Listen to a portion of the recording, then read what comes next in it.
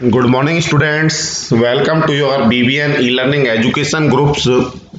Students, जैसा कि आप सभी जानते हैं, जो हमारा चैप्टर चल रहा था आवर एनवायरनमेंट, उसमें आज इसका लास्ट टॉपिक है डिप्लीशन ऑफ ओजोन लेयर। तो डिप्लीशन ऑफ ओजोन लेयर का मतलब क्या होता है? जो हमारे एटमॉस्फेयर है, वायुमंडल है, उसमें एक लेयर है, उसको कहते हैं ओजोन लेयर। और वो ओजोन लेयर क्या करती है? जो सन से बहुत सारी हार्मफुल अल्ट्रावायलेट रेज आती हैं, उनसे हमें प्रोटेक्ट करती है। क्योंकि वो जो अल्ट्रावायलेट रेज हैं, हार्मफुल जो अल्ट्रावायलेट रेज हैं, वो क्या है, जैसे ही अर्थ पर पहुंचती हैं तो स्किन कैंसर होता है, त्वचा कैंसर होता है। तो इसके बारे में हम पढ़ेंगे, डिप्लीशन ऑफ ओजोन लेयर। इसमें कि वी नो दैट, हम जानते हैं ऑक्सीजन जो होता है वो O2 होता है, और ऑक्सीजन जो मॉलिक्यूल है वो made up of two atom of oxygen combined together. O plus में O plus is equal to O2।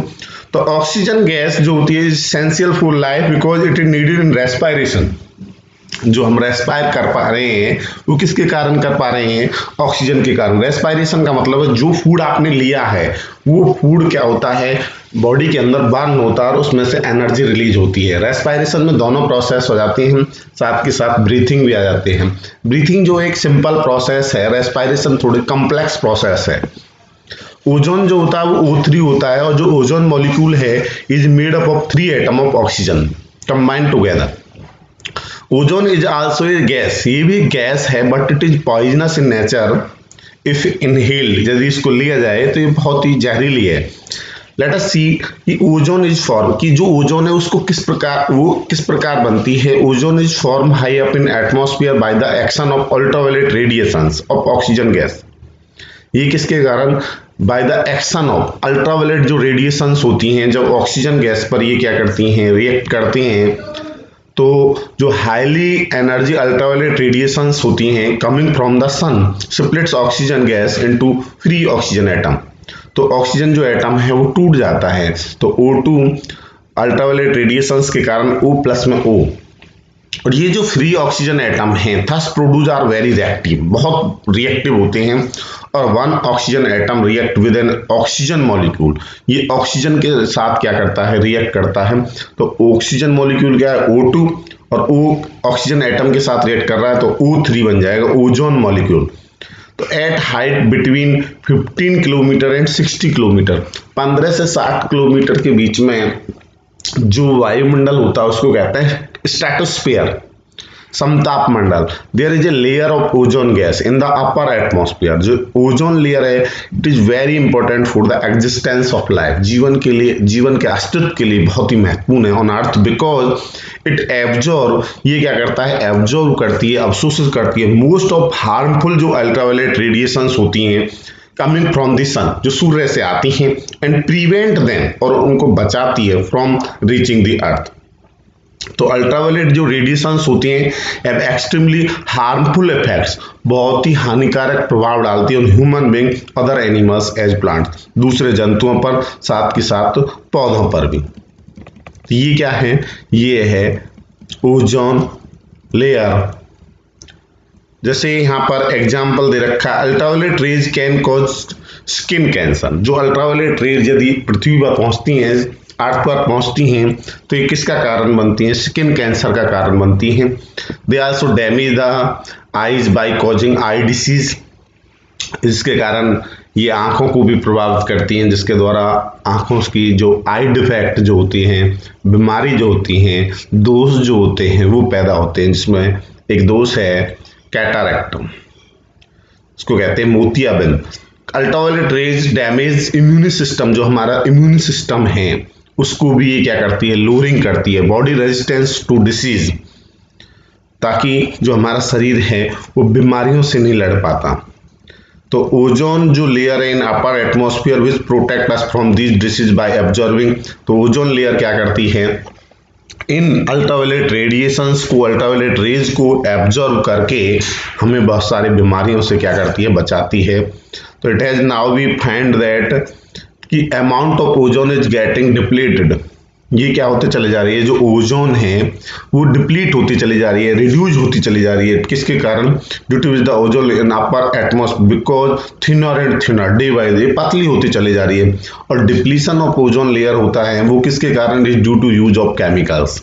जितनी भी हम रसायन यूज कर रहे हैं, जिसमें एक रसायन का नाम है CFC, क्लोरोफ्लोरोकार्बन। क्लोरोफ्लोरोकार्बन जो है वो बहुत ही खतरनाक होता है और इसका उपयोग कहाँ पर किया जाता है? रेफ्रिजरेटर में। और जो रेफ्रिजरेंट सर्कुलेट थ्रू पाइप्स होते हैं ये सभी इसमें यूज किया जाता है।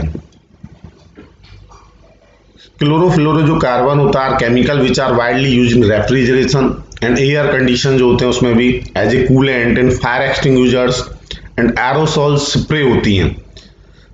Chlorofluorocarbon release into air react with ozone gas, ये ओजोन गैस के साथ रिएक्ट करती हैं present in ozone layer and destroyed, और इसको नष्ट करती हैं। ड्यू टू दिस जो ओजोन लेयर है इन अपर एटमॉस्फेयर वो क्या होती चली जा रही है? पतली होती चली जा रही है एलोंग, जिसके कारण जो अल्ट्रावायलेट रेज हैं वो पास हो रही हैं और कहाँ पर पहुंच रही हैं? अर्थ पर पहुंच रही हैं। तो due to depletion of ozone layer cause by chlorofluoro और मोल जो अल्ट्रावायलेट रेडिएशंस हैं रीच द अर्थ। यदि क्या हो ozone layer in atmosphere disappear, यदि ये पूरी तरह क्या हो जाए?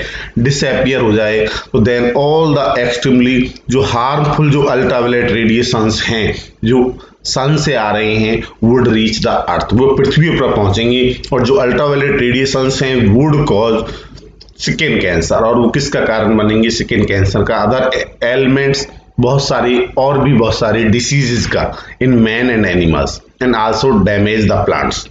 तो all the life of earth would be destroyed gradually in 1987 में attempt to protect ozone layer, एक प्रयास किया गया किसको? ओजोन लेयर को प्रोटेक्ट करने का United Nation Environment Programme UNEP के द्वारा। UNEP की फुल फॉर्म क्या है? United Nation Environment Programme forged an agreement among its member countries to freeze CFC production at 1986 level, कि जो CFC का प्रोडक्शन है क्लोरोफ्लोरो जो कार्बन का प्रोडक्शन है उसको रोका जा सके। इस प्रकार हम क्या कर सकते हैं? जो ओजोन लेयर है उसको हम क्या कर सकते हैं? प्रोटेक्ट कर सकते हैं। उसके बाद यहाँ पर जो लास्ट है वो है managing the garbage we produce. Managing का मतलब होता है प्रबंध करना, गार्बेज में कूड़ा, वी प्रोड्यूस जिसको हम उत्पादन करते हैं। जो हाउस होल्ड वेस्टेज होता है, जो घरों से निकलने वाला जो अपशिष्ट होता है उसको क्या कहते हैं? गार्बेज कहते हैं, कूड़ा कहते हैं। और जो एवरी हाउस होल्ड है, प्रत्येक जो घर होता है produce a lot of garbage, बहुत सारा कूड़ा उत्पन्न करता है।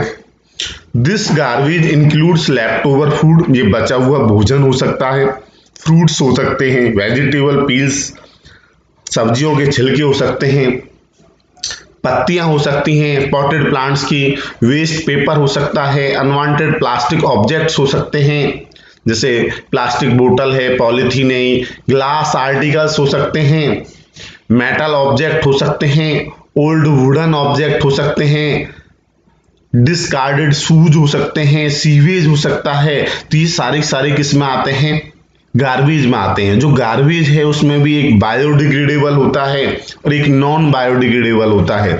जो डिकम्पोज हो जाता है उसको कहते हैं बायोडिग्रेडेबल और जो डिकम्पोज नहीं होता उसको कहते हैं नॉन बायोडिग्रेडेबल। तो इसमें लिखा भी हुआ है कि some of garbage is biodegradable whereas major part of its non biodegradable. If the household जो garbage है या waste is not disposed of properly, it can pollute the environment. तो इससे क्या है? जो environment है वो pollute होता है, like जैसे soil भी, water भी और air। तो disposal of waste means to get rid of waste. Disposal of waste जो अपशिष्ट है उनका क्या हो जाना? अपघटन हो जाना। इसका मतलब है हमें अपशिष्टों से छुटकारा पा लेना, गेट रिड ऑफ वेस्ट। तो disposal of waste should be done in scientific way. There are different methods of waste disposal. तो इसमें कुछ मेथड्स आपको दे रखे हैं। सबसे पहला है रिसाइकलिंग। रिसाइकलिंग का मतलब होता है जो भी मटेरियल्स हैं उनको रिसाइकिल करना। जैसे सॉलिड वेस्ट है, लाइक पेपर है, प्लास्टिक है, मेटल है, इनको रिसाइकिल किया जाता है, उनको दोबारा से कहाँ किया जाता है, जैसे पेपर है तो उसको पेपर मिल में सेंड किया जाएगा, उसके बाद एक न्यू पेपर उससे ओरिजिन होगा दोबारा। तो जो ब्रोकन प्लास्टिक आर्टिकल्स हैं उनको भी हम क्या कर सकते हैं, ऐसे ही जो प्लास्टिक फैक्ट्रीज हैं उसमें भेजते हैं, वहां पर इनको मेल्ट किया जाता है और दोबारा से इनको रिमोल्ड किया जाता है। रिमोल्ड का मतलब जो भी उनको शेप देनी होती है, इस प्रकार न्यू आर्टिकल्स बनते हैं। तो ये जो प्रोसेस होता है इसको कहते हैं रिसाइकलिंग। ये बहुत ही बेस्ट मेथड है। उसके बाद नेक्स्ट है प्रिपरेशन ऑफ कंपोस्ट, खाद तैयार करना। जो बायोडिग्रेडेबल डोमेस्टिक वेस्टेज होते हैं, जैसे लेफ्ट ओवर फूड है, बचा हुआ भोजन है, सब्जियों के छिलके हैं, फल वगैरह हैं, पत्तियां वगैरह हैं, इनको आप क्या कर सकते हैं, किसी गड्ढे वगैरह में दबाकर dug into a ground and use as manure, इसको खाद के रूप में इसका उपयोग किया जाता है। तीसरा है इंसाइरेशन। इंसाइरेशन क्या होता है, जो इंसाइरेशन मीन्स होता है reducing of acids.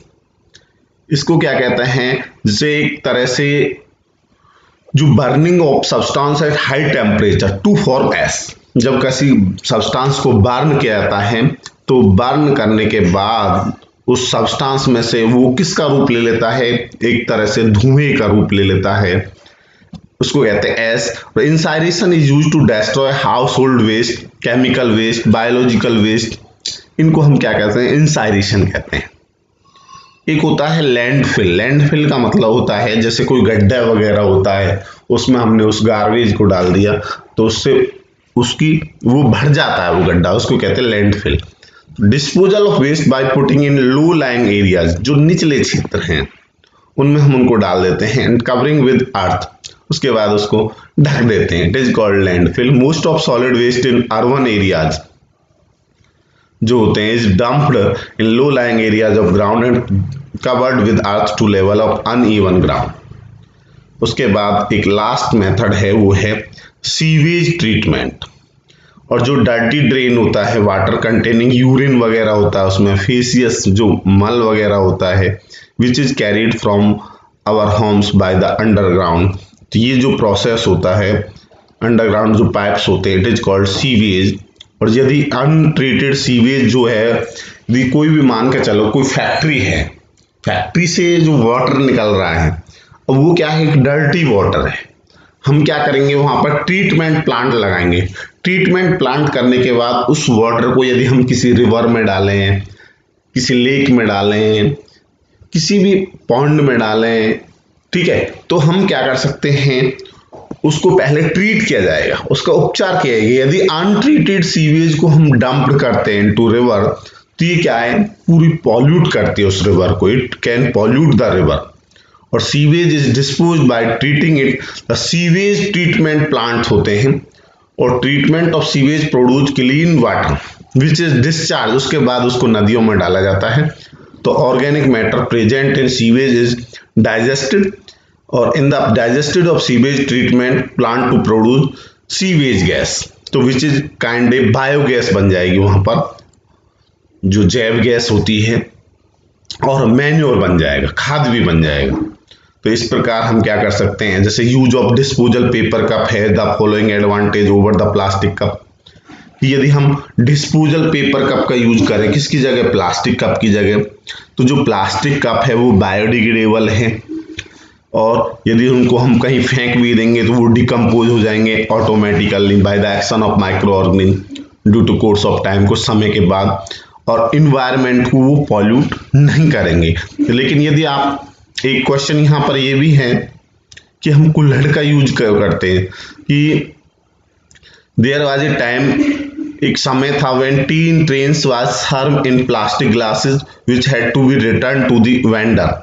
This was however not a hygienic. Hygienic का मतलब जो एक तरह से हमारे स्वास्थ्य के लिए अच्छा नहीं है, थिंग टू डू। लेटर उसके बाद disposal plastic cup were introduced, through it was hygienic to use a disposal plastic cup for drinking tea, but the disposal of millions of plastic cup on daily, बहुत सारे daily plastic जो cup है बहुत बड़ी problems create करते थे।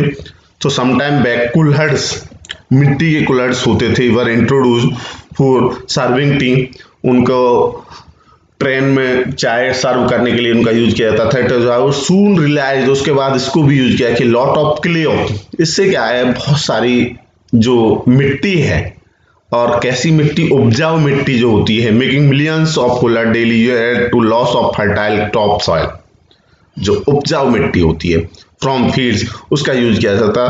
तो so the practice of using coolers had also be discontinued these days, आज के समय में उसको भी हमने चेंज किया और उसके जगह हम किसका उपयोग करें, प्लास्टिक कप का, उसका पेपर कप का, जो डिस्पोजल पेपर कप है उनका यूज किया गया। तो उसके बहुत सारे एडवांटेज हैं, वो डिकम्पोज हो जाता है, कोई इन्वायरमेंट पॉल्यूट नहीं होता। तो ये चैप्टर है ये पूरी तरह कंप्लीट है और चैप्टर का नाम था अवर एनवायरनमेंट। एनवायरनमेंट क्या होता है, इकोसिस्टम क्या है, फूड चेन क्या है, फूड वेव क्या है, ट्रॉपिक लेवल क्या है, एक फूड चेन में कितने ट्रॉपिक लेवल हो सकते हैं, ये सारी चीज हमने इस यूनिट में पढ़ाई। ह्यूमन एक्टिविटीज है उसके कारण क्या बैड इफेक्ट पड़ता है एनवायरनमेंट पर, ओजोन लेयर क्या है, डिप्लीशन ऑफ ओजोन लेयर क्या है, और मैनेजिंग ऑफ गार्बेज होता है, कूड़ा जो होता है उसको किस प्रकार हम मैनेज कर सकते हैं।